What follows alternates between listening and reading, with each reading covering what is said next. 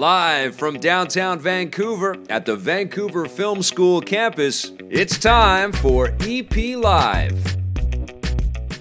Hey, welcome to EPN. My name is Victor Lucas, and we bring you the latest in everything cool around here. Hope you guys had a fantastic weekend. You got some gaming in. I certainly did. I am hooked on Bloodstained, and I will have a review for you very soon. And also played some Sea of Solitude, which you'll be seeing a review of very soon as well. We've got an amazing show for you today. We've got two great guests, Zoe Curnoe from the Coalition, as well as Rory McGuire from Blackbird Interactive are both in, so we are very excited to have them on the show. They're going to talk to us about a new scholarship initiative that they have partnered with the Vancouver Film School. It's a big deal, especially for women out there that are looking to break into the video game industry. You're going to want to hear more about this, and I will try to bug them to find out how things are going on the projects that they're working on, like Gears 5. All right, but first, we've got a rundown to get to, and today it's dedicated to the only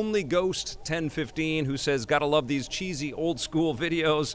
They were better than today's all serious stuff. I posted our Braveheart segment from back in the day that got us in trouble when we shot it at IDOS in San Francisco because we were cutting off heads in the office and screaming at the top of our lungs, and people enjoyed that, but it was crazy. All right, let's get started with your rundown. Now, Marvel still has what it takes to be the hero at the box office. The new Marvel movie, Spider-Man Far From Home, had a record-breaking opening weekend, earning $580 million worldwide. Its final tally was helped by the fact that it opened a little earlier on Tuesday, which incidentally was the biggest Tuesday opening of all time. The success of Spider-Man even spilled over and helped drive attendance for other movies, with the rest of the top 10 films outperforming the top 10 at theaters in the same weekend last year. This is good news for the film industry overall, which has been suffering a summer slump in recent months, and shows that audiences probably won't be getting Marvel fatigue anytime soon. Marvel is expected to unveil a slate of new movies at Comic-Con next week. Phase 4 is coming. We are going to find out what Marvel has got up its sleeve. A lot of people haven't seen Spider-Man Far From Home, but I was about to get into some spoilery stuff, but I'm holding off a little bit out of deference to you that are slowpokes and haven't been out to the theaters to watch this incredible movie. Mostly incredible movie. It's not the best Marvel movie. It's hard to follow Avengers Endgame. Come on. But they did a damn good job, and there's some great surprises, especially in the end credits, which kind of tease a little bit of what Phase 4 is all about. I love what they've been doing with the Tom Holland Spideys, and I'm very much looking forward to future sequels, but I am even more excited with anticipation for what Phase 4 is going to be all about, and Comic-Con is coming soon, so we're going to get lots and lots of info. And box office like this means that the Marvel machine is not going to slow down anytime soon. Now, there are a lot of big video game adaptations coming to theaters, but another one is skipping theaters altogether. Ubisoft has announced that their upcoming film adaptation of The Division will be available exclusively on Netflix and will not be getting a full theatrical release. We already knew that Netflix was collaborating with Ubisoft on the film, and their partnership was first announced earlier this year, but their release plans for the movie haven't been unveiled until now. Just because it's skipping theaters doesn't mean it's going to be small. The film will star Jessica Chastain and Jake Gyllenhaal, so you can hear the cash register sound going off when I name those names, and it's being directed by Deadpool 2's director David Leitch, and there's no release window yet.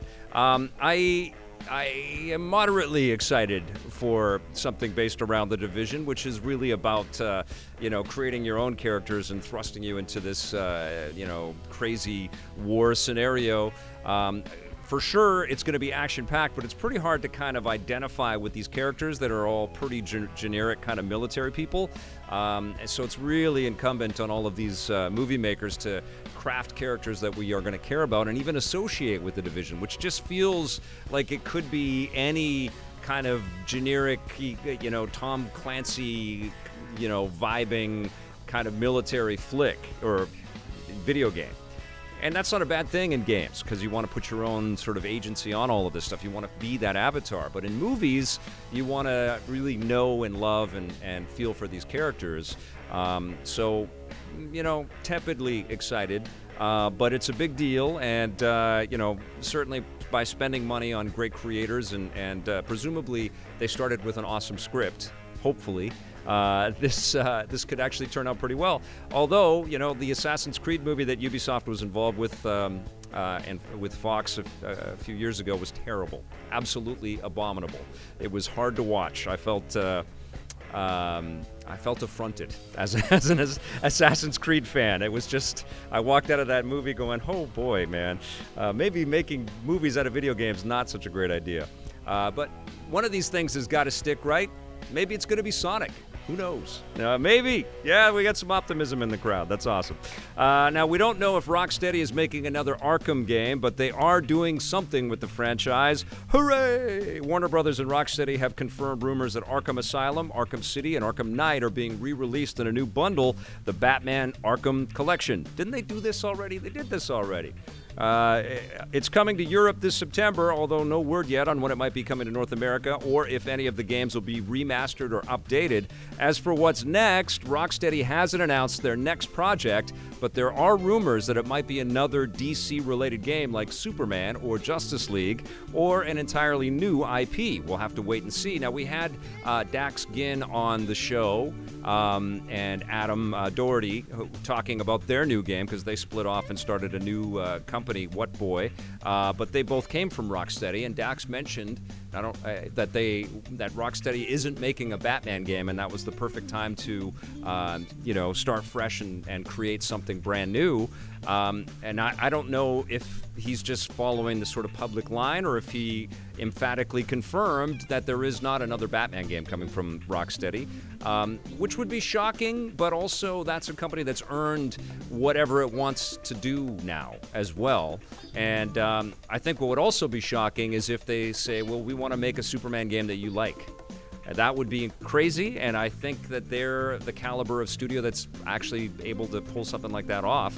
Whatever they're working on, I'm first in line. I freaking love this team, and I'm super excited to see what they've got up their sleeves. And hopefully, we're not going to have to wait that much longer. Hopefully, we're not going to have to wait until next E3. You know, maybe there's going to be something this fall. Maybe that's what this Arkham Collection is all about. It's leading to whatever the next big announcement that Rocksteady has got sort of waiting for us.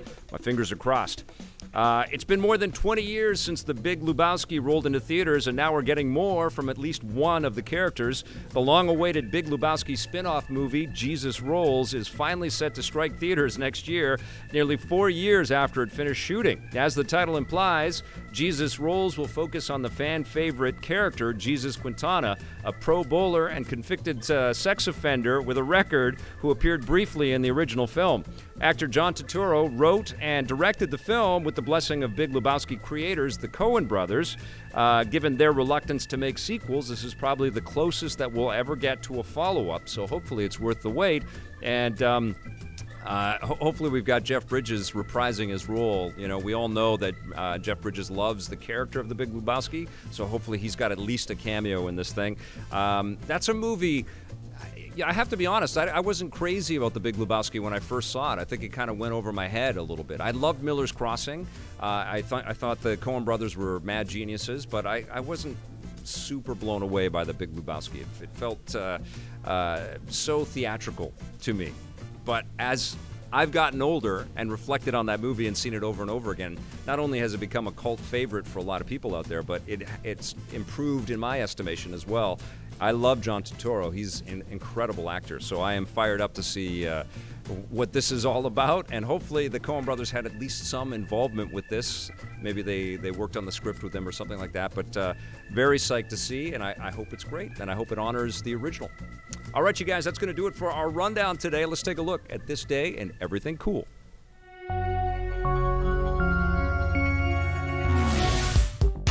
Welcome to This Day at Everything Cool for July 8th. On this day in 2010, filmmaker Christopher Nolan gave audiences something to dream about. The perplexing action movie Inception premiered, starring Leonardo DiCaprio, Joseph Gordon-Levitt, and other big actors as extractors who enter people's dreams in order to steal information from their heads. The trippy story was matched by even trippier visuals, with the film exploring heady concepts like free will and perception of reality, not to mention an indeterminate ending that's still hotly debated by fans. Inception received rave reviews and became a massive success, earning more than $800 million worldwide, a rarity for such a cerebral movie. Christopher Nolan has stated that he's thought about making a sequel, but so far he hasn't gone forward with one. Maybe someone can try to plant the idea in his head. All right, we are back, and we've got two incredible guests with us today. First up, we've got Zoe Curnoe from the Coalition, working on Gears 5. Hello, Zoe. Great to Welcome. see you. Welcome. And we've got Rory McGuire from Blackbird Interactive, working on, I don't know. And maybe we'll find out a little bit about what you guys are working on. But our mutual friend Dana reached out to me. Is it Dana or Dana? Dana, okay. Yes. Reached out to me and said, I've got a great idea for a segment. There's a Women in Games scholarship named after Roberta Williams, of all people.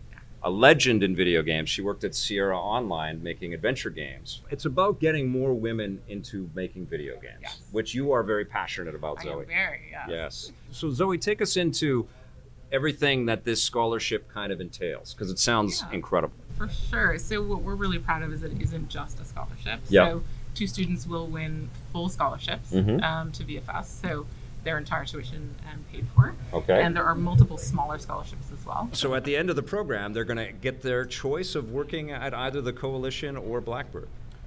I think what we'll end up doing is we'll evaluate students. We're going to look at the based pool on of what they've applicants. done. Okay. Yeah, and then we make fairly different games. Like, we're both making AAA games, but I think we'll evaluate the student that is the best fit for each studio. Okay. And then they'll know who they're going to be working with. They'll come and witness that, like, for the year that they're at VFS, they'll come and study with us. They'll mentor with us. They'll see games being made, and they'll, like, in both cases, in both studios, we have multiple games being worked on, so they'll get to ask all sorts of questions and stuff too. Okay, so we're finding out a little bit of stuff in this interview, which is supposed to be about the scholarship, but we're finding multiple games in both studios. I hope you're taking notes at home.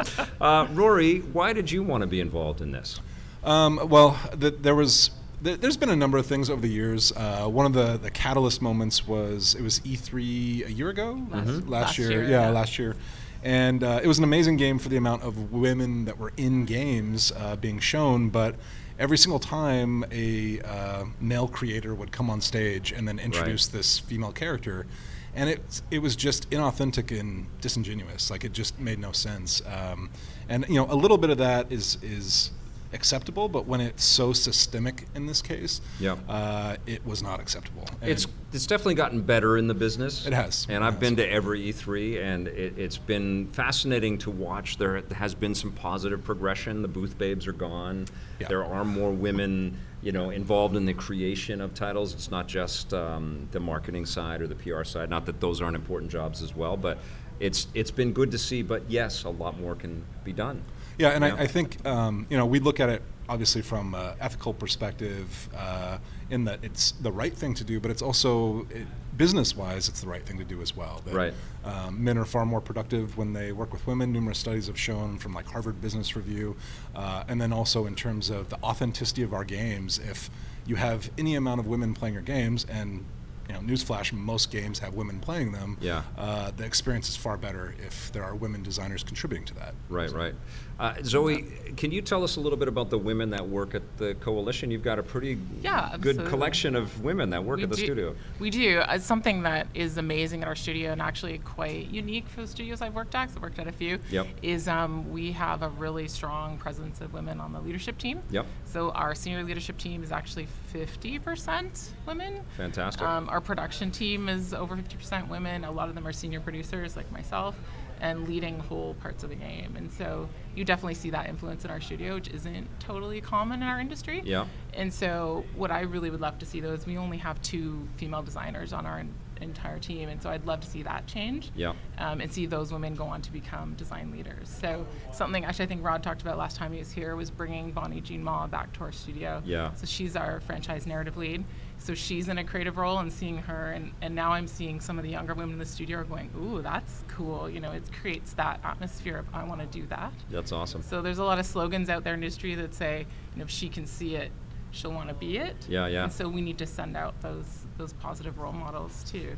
Was there any decision making along those lines with putting Kate front and center in the game as well? Was that part of, or was it just narratively it just made sense? Narratively it just made sense. Okay. Yeah. So I think I'm going to say probably no. Like in all those conversations we had about it's coincidental in this place. Well, I wouldn't say it was coincidental. It made sense. Yeah. Because she was such a strong character in Gears 4. She had this great story arc. Yep.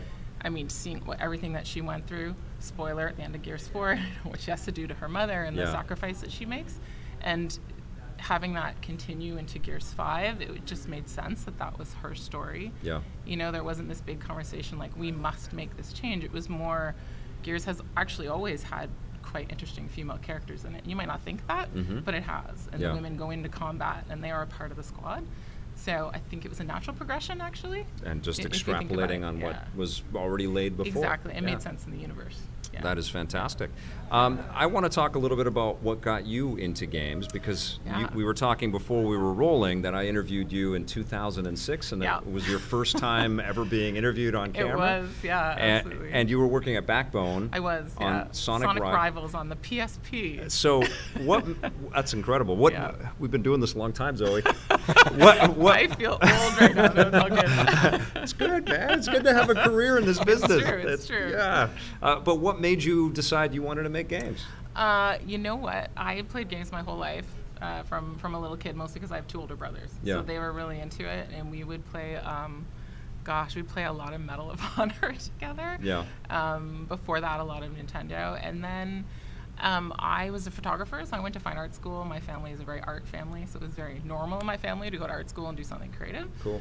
So I did that, and coming out of it, though, I just wanted, it was like the web.com industry was just firing. It was the 90s. It was all of that was happening. Yep. Electronic music was super popular, so all of that technology and creative mixed together interested me. And I just met someone, a friend actually in Vancouver, who said, you know, you'd be a really good video game producer. And I didn't even know what that was. I didn't even know it was a thing. You know, I knew about film. I didn't know about video game production. And so he worked at EA. Yeah. He mentioned that, and then I ended up taking a program, and in the program it was a multimedia program. Was it at VFS? Or? It was at UBC. At UBC, it was okay. Back in 2000. Okay. And we had a project manager from EA came and taught us for one of our classes. And that sparked the, like, I want to do that. That's so cool. Yeah. That's awesome. Yeah. Rory, did you see that there was a need at Blackbird to hire a lot more women too? Yeah, absolutely. You know, I feel in production and art we have a pretty good distribution of women. Like there's a decent ratio, but on the design side in particular, there's a deficit, and there's kind of always been a deficit as long as I've been in the industry. Right.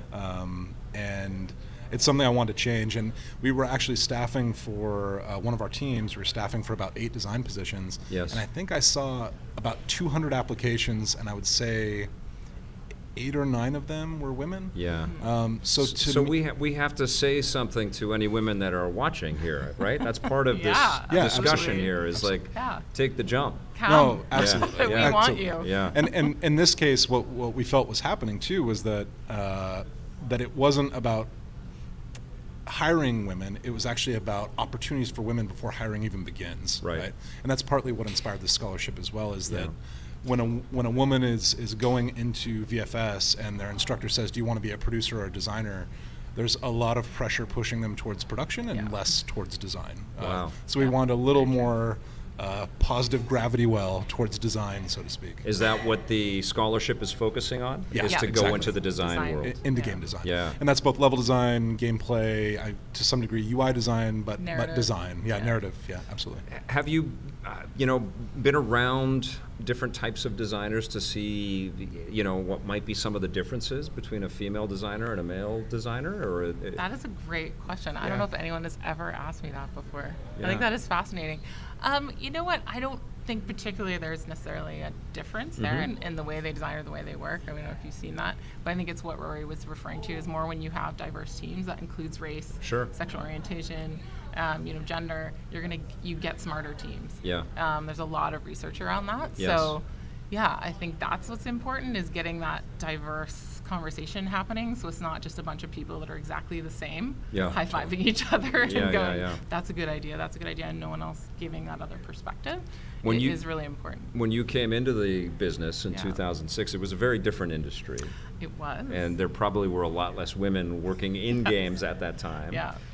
Is it starting to change? And do you feel like there's just this natural magnetic attraction for females that play that they're finding their way to make? I think there is. I think still on the design side is where we have a lot of work to do. Yeah. So I do see on the leadership side, I think that's changing. We have some people out there we can also look to, like Bonnie Ross, right, from 343. Yes. We didn't really have those women in the past to look up to, so that's Jade there. Raymond. Jade Raymond, totally, exactly. Actually, that whole Star Wars initiative blew my mind at EA when they were building the Star Wars gaming sort of lineup. There were so many women involved in so many key roles. Right. It was inspiring. It was cool, because I'm with you. I feel like the more diversity that we have across the board with our games, the more interesting that they're going to be, Yeah, I think that's really the main point is like, what will the stories be that they want to tell? What is the slightly different perspective that person's going to give? So what do you say to, I don't know, a 15-year-old or an 18-year-old or a 19-year-old that maybe has been playing games for a long time and loves them, but is unsure of her own ability to go out and be a designer? It's come join us. I mean, that's really my message, is it's the most fun industry to work in. Yeah. If you find yourself at that studio where you are supported and you have a mentor, you have a creative director that wants more women in your studio, you find a sponsor that wants you to be there, it is the most amazing experience. And there's a lot of bad press out there about what has happened. That exists. I'm not saying that it doesn't. Sure. But there are so many positive experiences for them to have. And the more of them that there are, the more positivity is going to be bred from that. Yes. Right? So I just think come out and try it. It's a challenge and it's going to be hard, but it's so rewarding and you're going to love it. And what else could you want to do? You make video games all day long? It's rad work if you can get it, right? Rory, you've worked with VFS on various occasions. Absolutely. You've come to the pitch and plays and things like that. What is it about this environment and this school and the, Chris Mitchell's heading up the game design program. Yeah, I've seen those kids, they're tired.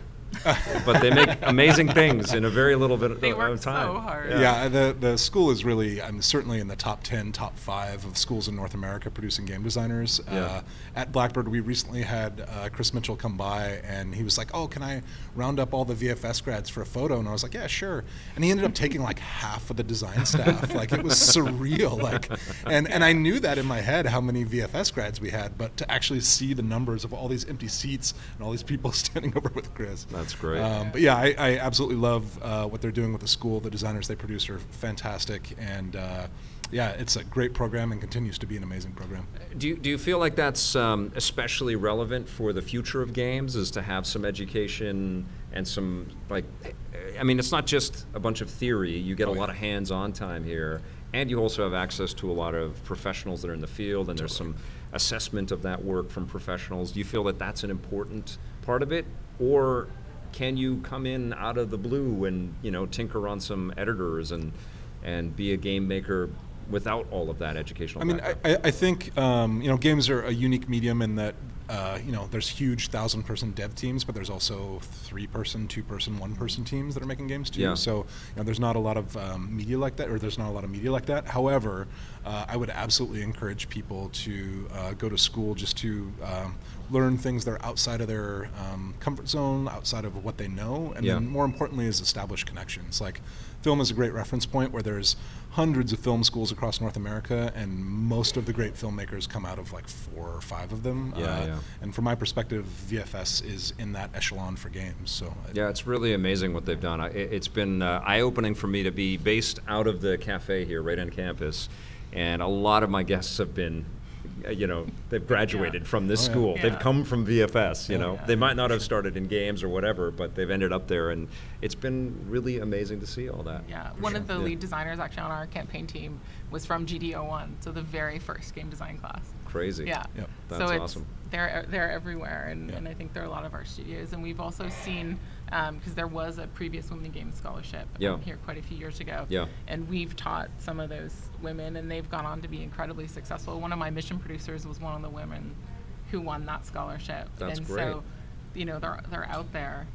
So let's get some more of them, and hopefully we're going to see some more content creators. So how many women percentage-wise work at the coalition right now? We're about 15% right now. Okay. So we want to get that number up. We do. Yeah, absolutely. And at Blackbird? The design or the overall staff, I think we're just under 20%, but the design staff is around 10-12%, and we definitely want to get that higher. That's partly what inspired the scholarship. Okay. Yeah, I didn't go to school for game making or even what I do. I went to be an actor, and I was in an acting program that was filled with women. That was part of my reason to want to be an actor, truth be told. I wanted to meet women. Worked out pretty good. But I always felt like we needed more storytellers, that women needed to also not just be performers, but to also to find ways to get behind cameras and to program the future of content a little bit, and I think this really speaks to all of that. Yeah, thank you. That's our goal. So that's a great way to sum it up. Yeah, that's great. Okay, well, let's talk a little bit about what you guys are working on. I know we're in dangerous territory with you, Rory. I'm going to get side-eye from Dana if I say too much. Snipers have suddenly infiltrated our perimeter here.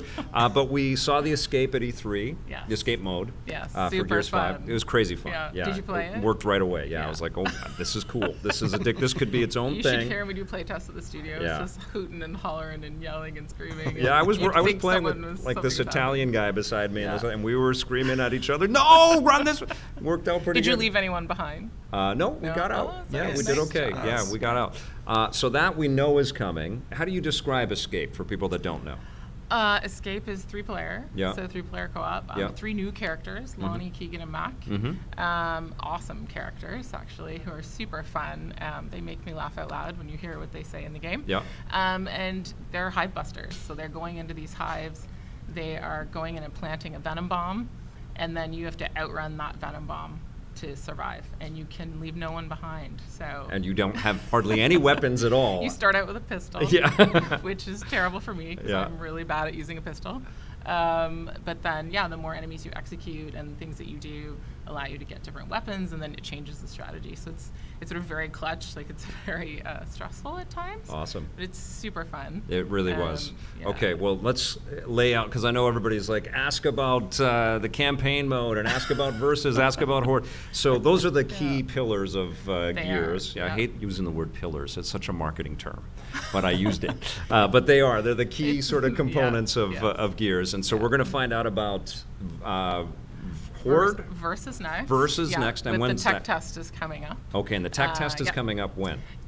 It is the 19th to the 22nd. Of July. Yeah. And you can pre-download it on the 17th. Okay. So get your Game Pass pass. Does that make sense? We're basically going to launch an EP Gears of War show later this year, because they have a million modes, and they can come in every week and tell us about new things that are in the game. True. Okay, so so it's over 2 weekends. So the 19th to 22nd, and then 26th to 29th. It starts at 10 a.m. and I think it ends at 10 a.m.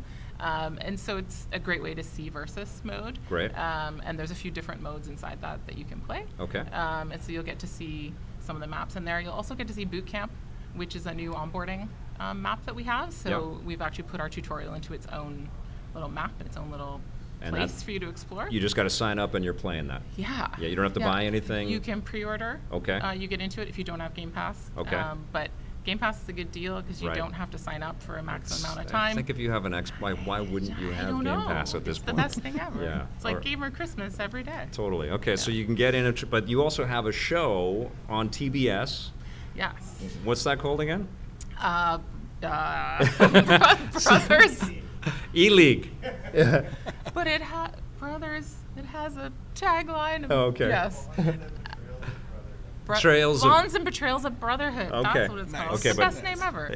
But E-League is kind of the big brand, and it's a TV show, a legit TV show about Gears, esports players, competitors. Yes. And on this TV show, you're announcing. I'm telling you, we could have these guys on every week pretty soon. On this TV show, you're going to announce what? They're going to be showing more of the versus mode. Okay, versus mode.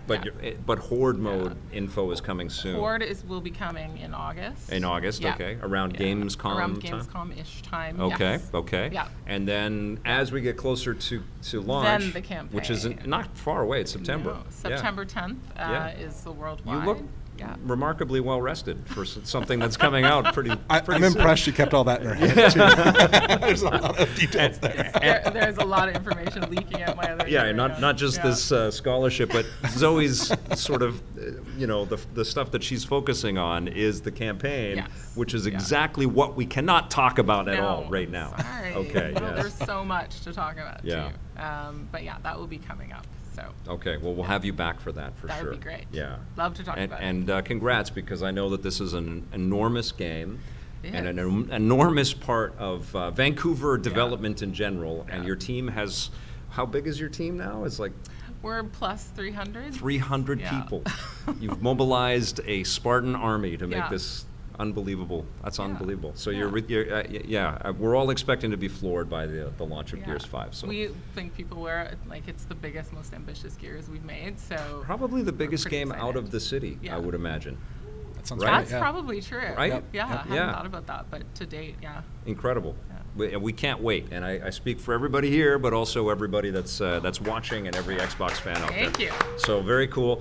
Now Blackbird has a storied history of involvement in some really big interstellar strategy experiences. Yeah, that's right. The game that kind of launched the studio was Homeworld: Deserts of Kharak, which was a prequel to the Homeworld series that put Relic Entertainment on the map back in the 90s. And I interviewed Alex Garden. Garden? Yeah, Alex Garden. Yeah. I thought I was going to say Garland, but he's the writer. I always get those mixed. Alex Garden about Homeworld, and he was like a 22-year-old kid. Yeah. And I was a little older than him, and he just went off and he said, it's about spaghetti ball, and it's going to be ships flying all over the place. I'm like, what? Who are you? Yeah. You just went right into the pitch. Yeah. And it was just going to be a massive game, and it turned out to be this incredibly deep and revolutionary look at strategy and a different way to play. Totally. And so Blackbird was built off of... Yeah, so we were a few of the original founders. So the original Project Spaghetti Ball is actually the code name for Homeworld. Yeah. There were 6, I think, founders, and we've got 3 of them at the studio that helped found Relic. Yep. So the art director of Homeworld is our CEO, Rob Cunningham. Yep, I know Rob. As well as a few others from that team. So it kind of launched Relic, and then it also in turn has launched Blackbird, because that came out in 2016, and that essentially put us on the map. And it was interesting, like all development or meetings leading up to that point is when you haven't shipped something, nobody wants to meet you, nobody wants to shake your hand, but as soon as you ship something, everyone starts calling you up and talking about the future and what are you guys doing next. And from there, we went from around 40 people after shipping DOK to we're now 180. So Homeworld was part of a Gearbox initiative, right? That's right. And did they publish the Deserts? Yeah, game? so Deserts of Kharak was actually the first game that they would publish. Okay. And since then, they've published a whole bunch of stuff, including like Fortnite physical. So they did the discs for Fortnite. They did Risk of Rain, which has been absolutely killing it on Steam. So we were there first. That's cool. Yeah. Now, do you have this extended relationship with Gearbox, or are you working with other people? We see Gearbox all the time and talk to them all the time, but we're not announcing any partnership. Okay. Yeah. You see, I'm trying, guys. Is Blackbird done with Homeworld, or is there more to mine out of? I would be surprised if there were a quantum reality where we were done with Homeworld. Okay. All right. And any idea when we might expect you to be back on EP to tell us exactly what you are working on? I can't say. But I do think that over the next year, there's going to be a ton of awesome stuff that we're going to announce that will include some awesome surprises. And I think people will be very happy with the news over the coming year. And they've waited 3 years since our last project. So that's awesome. And now your team is about 150 people or something? 180 is what we're at, yeah. 180. Yeah, 180. So we're talking to people that are working at 2 of the biggest studios in Vancouver. And there has been a lot of somewhat negative news about studios closing down. Really what happens is that a studio may close down, but it shifts and morphs into a bunch of littler studios that start up. And unless people want to move to Montreal or Seattle or something, most people stay in Vancouver, and then they try something else again. And then we also hire a lot and then of you those hire people. a bunch of those people. Yeah. So we've got some good Capcom people actually that are fantastic. on my team. That's great to hear. Yeah. So there is a lot of big game development happening in this city. Don't you worry about that. And we'll have them on EP for sure. But let's end with how do people find out about this scholarship, and how do they enter? Because you just sign up and you have a shot at this. The best place to go is the VFS website. Okay. It has all the information. So if you just look up Roberta Williams VFS scholarship, it'll take you to it. But just the VFS website is the best place to go. Awesome. And to get more detail on Gears 5, for things that I messed up the title for, Gears5.com has all the really detailed info for the tech test. Yeah. Okay. Very cool. Awesome. Blackbird's working on secret stuff. Secret stuff. Secret stuff. So many secrets. Thank you two. Thank you so much for having us on. This was wonderful. Great. And also, big thank you to Roberta Williams, if she happens to catch this anyway. From her boat satellite. Yeah. She's a legend. All right, you guys. I've got a review for you. I don't know if you did this over the weekend, but I sure did. Here's my look at Stranger Things 3. Like many of you, I binge-watched Stranger Things 3 over the weekend, and I have come away completely and utterly blown away by the creativity involved in this show. The third season is my favorite of the 3 seasons that I've seen so far. It was really, really well finessed. It was very tight. 8 episodes, and they went by like that. It was within 24 hours, I was already 6 episodes in. We had EP Live on Friday and lots of other things going on and family stuff, but I still could not take my eyes off of the show. And part of the reason for that is the expediency and the speed and the efficiency, and also the unbelievable, undeniable talent of everybody involved. Try not to spoil any of the plot stuff here. Obviously, there is this plot line of this supernatural force busting through a wall and coming and trying to take over humans, a little Invasion of the Body Snatchers kind of vibe. And there's this huge sense of doom that is befalling the town of Hawkins. The thing that I came away the most with from Stranger Things 3 is how much everyone has matured as performers, how talented every single person on the cast is. Doesn't matter what the age is. These actors are really at the top of their game. And it starts with Chief Hopper, who is played by David Harbour, and he's incredible. And he's so egoless in his portrayal. He's all bravado. He's trying to mimic what Tom Selleck was doing with Magnum P.I. He's wearing Hawaiian shirts. It's just such a funny performance. He's shirtless for big chunks of the time, walking around in a towel, and he's just so lovable and so charming, and you just want nothing more than for him to be happy. With Winona Ryder, they've got some incredible bickering sequences all the way through here, but you can tell that there is a real affection between the characters and also between the performers. But you could say that with all of the cast. The young lads who are all growing into young men, and it's amazing how fast these kids grow from season to season. Will is taller than his mother now in season 3. Absolutely blown away also by Eleven's continuing evolution. She is just an incredible character. I cared about all the kids, even the older kids that are taking newspaper jobs and trying to uncover this big mystery. It's so wonderful to watch these kids grappling with this huge existential crisis, but also puberty, and also growing up and falling in love and having real relationships and maintaining a friendship. And, all of that stuff is just expertly balanced.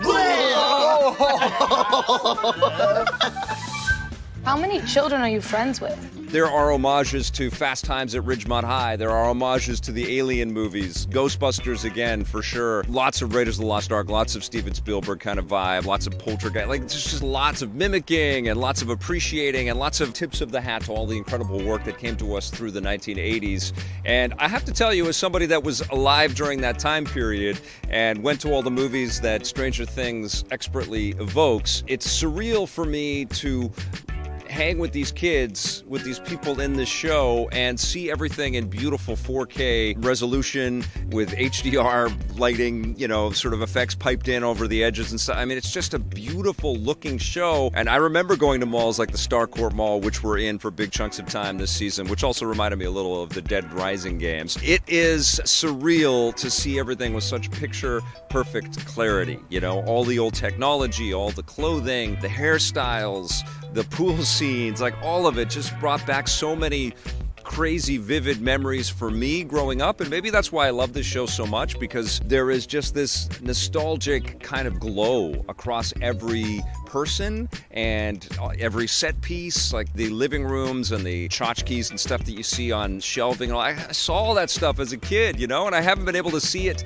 like that. I didn't even see it like that in the movies that I saw in the 80s. They didn't have this pixel perfect resolution. Everything is just, it's crazy to see it so vividly recrafted for us. And kudos to the Duffer Brothers and to Netflix for investing clearly heavily into this franchise. This does not look like an inexpensive series to make. The only thing I would say that's a bit of a negative about Stranger Things 3 is that you're aware of how unbelievably clever it is, and you're aware that the filmmakers and everybody worked really hard to kind of clockwork every single whip pan and cut to another, because a lot of action is taking place in different locations with different sets of the cast members, and they're not all together until much later in the season. And so what's happening is we're, doing these quick cuts between all of these different characters, and they're all timed to the music, and it's just so efficiently made. It's like, and Blake brought this up, it's almost like watching a music video. It's almost a little too perfect and a little too precise. It's very meticulously thought out, and that can take you out, which it's funny. I mean, you appreciate the unbelievable work and the effort and, the professionalism and just the power of the presentation of that, but you're also aware that it's been manufactured in that way. And so it kind of takes you out, which is a weird thing. Still, I was emotionally hooked by this. This is just phenomenal television. It is one of Netflix's best offerings by far. I love Stranger Things 3. I'm giving it a 9.5 out of 10. Just giving Netflix just a tiny bit more promotion there that you guys should all watch Stranger Things 3. It's good. Josue, have you watched it? Yeah, I saw the season finale. It was fantastic. Is that all you watched? Was just the finale? Yep. Just the ending. Wow, you can't even do the 8 episodes. You just skip right to the last one. Yeah. Gotta see if it's worth it. Oh, it's such a good one. Okay, so we are in Let's Play and Chat, and we are celebrating with a little bit of the Endless Challenge mode in Super Mario Maker 2. Yeah. Have you played this yet? I haven't played 2 yet. I played the first one. Okay. I really liked it, and Mario's one of the best series ever. Oh, it's incredible. Yeah. I was talking with Blake. This is a game that we'll be playing 10 years from now. Absolutely. This game, because the Switch is so successful that they're probably just going to iterate on that. It's like their new Game Boy, right? They'll probably make more advanced Switches for us. The Switch Advanced is probably coming, and I just coined that. I think that's pretty good, Switch Advanced. I think so too. Yeah. I was looking for the DS Advanced a while ago, and it never happened. 3DS instead. I can see it. But this game is going to live for a long time, and so what Endless Mode is, these are the levels that people have created. Oh, I see the start. And so some of them might be incredibly hard, and some of them might be really quick and easy, but you just try to get as far as you can. You're on the easiest level. Okay. So they shouldn't be that difficult. You just got to get that started. Can't kill the music. It's okay. Okay, so comment. I missed EP Live Vic. Glad to be back. Oh, thank you, Blabler. It is glad. I am very glad to be back too. We've had June's always a bit of a nutso. May June because of pre-E3 and then E3. It always gets a little bit crazy with how much traveling we do. There's some events. August, I think things are going to start to get a little bit nuts as well. But for the rest of July, we're going to do the best that we can to be here Monday, Wednesday, and Friday with new guests. And speaking of which, on Wednesday, we're making up the last Wednesday debacle where our internet was down. Ryan Penagos, is it Penagos or Penagos? From Marvel, Agent M from Marvel is going to be on the show, and he does his own show with Marvel where he talks about all the cool things that are going on. I've known Ryan forever, and he's a great guy. He's going to be a fantastic guest, so we'll dig into comics, we'll dig into the TV shows, the games, and of course the movies. We probably won't be able to get too much information about Phase 4 or anything because Marvel's saving all that for Comic-Con, but we can certainly talk about Spider-Man and all that stuff. So definitely come back on Wednesday. You can join us here at the VFS Cafe at 390 West Hastings. Yes, or definitely watch us on the stream. Question from Tyler Fisher. How's progress on digitizing going? Any good news for us? Season 6 is digitized, and there's some meetings coming up that are important for us. So keep sending positive vibes, and keep your fingers crossed about some things that could be good for us. I don't want to release too much more classic stuff until we've had some real discussions about that, because the classic stuff is a part of what we're meeting about. But have no fear. The idea is to digitize everything, and we do have our station set up. Blake actually was able to. I was camping, so while I was camping, he was digitizing stuff, and so we have a routine ready to go. We still are doing a little bit of cleanup in our old space, and that's almost done. And I think we're going to be investing a little bit more time and energy in backing up and digitizing everything. So the goal is, we want to release everything. We want you guys to be able to watch every single thing that we've done, but in lots of really cool ways, not just the shows, the segments unto themselves, and some other ideas as well. But we will figure all that stuff out, and then talk to you guys all about it later on. Wow, Blade Blur giving us a great super chat. Thank you, sir. That is amazing. This is for me being away from multiple conventions. Really wish we could have met during E3 this year, but I am sure there will be more chances. I hope I can chat with you soon. An amazing job to both you and Blake. Play forever. You are the sweetest guy. I'm so sorry we didn't hook up at E3. I ran into Adrian Leon there, but we were really, you saw the material. I don't know if there was a two-person team at E3 that kicked as much ass as Blake and I did. Fantastic job. We did a lot of interviews, and I got a lot of hands-on time, and we did a lot of reporting. There is one thing I want to talk about E3. With E3, you guys know I'm one of the E3 critics, and I was able to vote on the stuff that I got hands-on time with, and I could not believe that as good as the Final Fantasy VII Remake is, that won Game of the Show from the E3 critics. Yeah. And last year, Resident Evil 2 won. And I don't know if I'm just getting too old for this ish, but I was like, why are we giving awards to remakes of classic?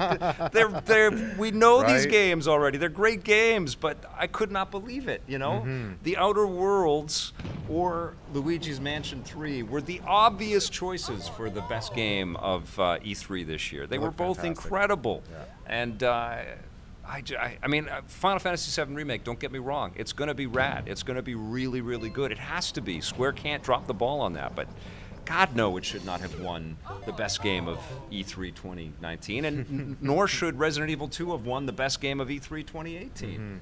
I don't know what should have, though. What should have won the best game of E3 2018? Yeah, because a lot of good stuff had already come. Spider-Man. Spider-Man. Even though we all knew about it, Spider-Man. What? No, it had to be playable. Spider-Man should have won last year. I'm off my soapbox. My dad was on the show. Seriously, so excited about the next Blackbird project. Missing home. Oh, because Ryan or Rory looked like Warco's dad. That's hilarious. Oh, that's RE2 deserved it. Happy console gamer. Yeah. I don't know, man. Is that going to be your best game of the year, Johnny? We'll see. Outer Worlds was absolutely playable. It wasn't on the show floor, but the critics got hands-on, and that's what we vote on, is whether we got hands-on or not. Yes. We didn't get hands-on with Dying Light 2. We didn't get hands-on with Cyberpunk 2077. There was a bunch of others. Got hands-on with Star Wars, which was super fun. Yeah, I played Final Fantasy VII Remake and loved it. I thought it was great, but it's like, yeah, okay, we've been in this world. It's amazing. You guys know. And Resident Evil 2 was excellent too, but I don't know. The music is going to get copyright flagged? I don't think so. It's part of the Nintendo. They don't let you turn it off. All right. We can't mute it, Tyler. Question: any deleted scenes, outtakes from the old shows? Yes, there are. And see, this is the reason why I wanted to be a little bit more focused on how we were digitizing stuff. And even that clip that I put up of Jason Momoa, I did that. I posted that little clip of Momoa the other day. There's all kinds of these little tiny bits and pieces of content that we have that we should showcase in a way and put out there that isn't just tied to a full 30-minute sit down and you're going to watch the whole show, you know? And figuring out how to best serve it so our channel just doesn't look like this patchwork quilt of a million different videos coming from every different era. We've got to figure that out as well, right? Because our channel could be, and honestly, when we first started putting the classic episodes up, we just put the whole season up, and there'd be 13 half-hour episodes, and like it was overwhelming for people. So we have to be kind of a little bit smarter with how we serve that up. But yes, we have lots of bloopers. We used to put bloopers together for Christmas parties. We have a whole bunch of stuff. I can't even remember how much stuff we have on there. Plus all of these old reviews. And anyways, we're thinking about it. We're thinking about the classic stuff for sure. Question, Vic, did you see Batman City of Scars? If you did you like it? I have not seen that. I was in Sea of Solitude and Stranger Things 3 mode, and now I'm in Bloodstained, and I'm going to be in Dragon Quest Builders mode, I think, for the next little while. Nice. Yeah, so... oh, you ordered your EPN t-shirt. Right on, Geek Hero of Comics and Consoles. Thank you so much. I haven't talked about the t-shirts and stuff. We have tons of great merch that you can pick up from all the different... And we have them physically here, yeah, but you can get stuff that's based out of Canada. That's with T-Shirt Elephant. There is the Designed by Human store, which makes the hoodie that I wear all the time, and then there's the I forget the other. Teespring? Teespring, yeah. There's the Teespring shirt place, and then there's the coffee that you can actually pick up, the Espresso Playground coffee, which you can actually get on Amazon, which is crazy. This partnership with 8-Bit Beans. Yeah, so there it is. Cyberpunk was not. Cyberpunk was the.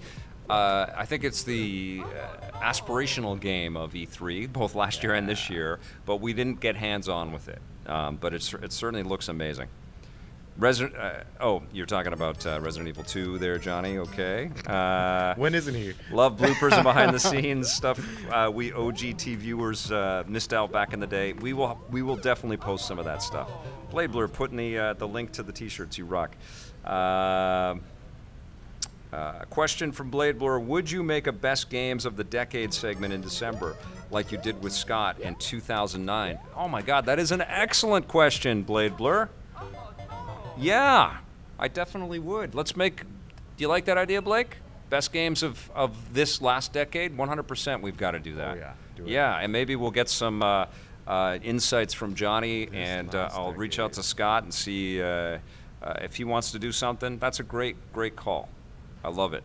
And maybe Marissa and a few other people. Stranger Things 3. Yeah, what'd you guys think of Stranger Things 3? Let me know in the comments below or in the chat right now. Tommy Vic had such different tastes. It made the show seem genuine, not bought and paid, despite the production name, Greedy Productions. Yeah, that was tongue-in-cheek. I don't know, have I said this? I probably have. When I was a waiter and I was working my butt off to build the idea of a production company and Electric Playground as a TV show, I was taking every shift I could to raise money so I could buy stuff for the company. And the boss at the time said, "Man, you are greedy," because I wanted all these different shifts. And he said, "But greedy in a good way." Yeah. Tried to couch it in that. And I remembered that because I had never considered myself greedy, but I heard that. Somebody called me that, and I thought, oh, okay, well, that's funny. So I called us Greedy Productions. But by the time it was like 2011, I think, or no, 2012, when we had 2 daily TV shows and a radio thing and podcasts, and we were talking about a magazine and other types of things. It was like, well, it's really getting gross to call ourselves Greedy Productions.